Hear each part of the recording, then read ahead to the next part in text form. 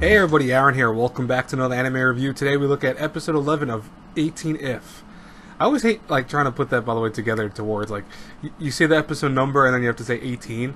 It throws me off all the time, so I always apologize if there's a little delay of that. It's completely my fault. It's just something that happens with my own mentality when it comes to saying a double number like that. Anyways, though, this week's episode was a recap. Not in the same sense, though, that I would if it was a full-on recap, I wouldn't even do a review for it, to be honest with you guys and girls.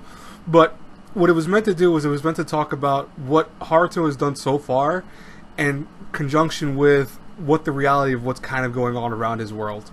So, obviously we know that at this point, Haruto is basically done with the witches, or at least it seems like he's done with the witches. He still hasn't found the professor's sister, and there apparently is one more witch who he doesn't know about, but he finds out more about, and that's what we kind of find out about this week, who is apparently Eve, from Adam and Eve.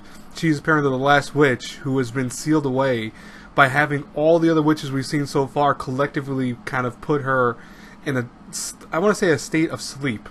The thing is that once Haruto is waking up all of them, she now has means of waking up, and as we see from the other episode, he meets her finally because she has awoken. But we learned this from a church group, which the guy looks like a guy from Gundam. He's wearing a helmet that looks like Zex Marquise wears in the series. That's very strange to me. But anyways, though, it really, no, I'm serious. It looks like a Xeon helmet. I don't know why they went for that design. Maybe they did that on purpose just because they wanted to reference Xeon somehow. But anyways, let me get out of that because I don't want to keep talking about that. But we learn more also about the various events that have transpired. So that's the recap part of the episode. We see all the witches again. We see all the kind of interactions with Haruto, etc. I won't lie, that took a majority of the episode. It was, if you split the episode into two parts, it would be the 80% of it would be the recap, and then 20% of it would be a kind of needed part, because you needed to see this episode. That's the sad part of it. If you're one of those people who like skipping recap episodes, you would skip it, but then you would also not understand fully what the hell is going on in terms of Eve, and what Haruto is actually doing is apparently not good by some people and good by other people. But it's interesting because Haruto really still can't escape from the nightmare, from the dream world, I should say, not really a nightmare. And he's still trying to figure out how to get out of it. And even the professor is really not helping him, it seems like, and they kind of get into an argument because of that at the very beginning of the episode. But you kind of have to, I understand Haruto. He's like, come on, he's been helping Professor since the beginning of the series, and he still has no means of understanding why he's trapped in this world. Why is he the only guy besides the Professor inside this dreamscape in the first place?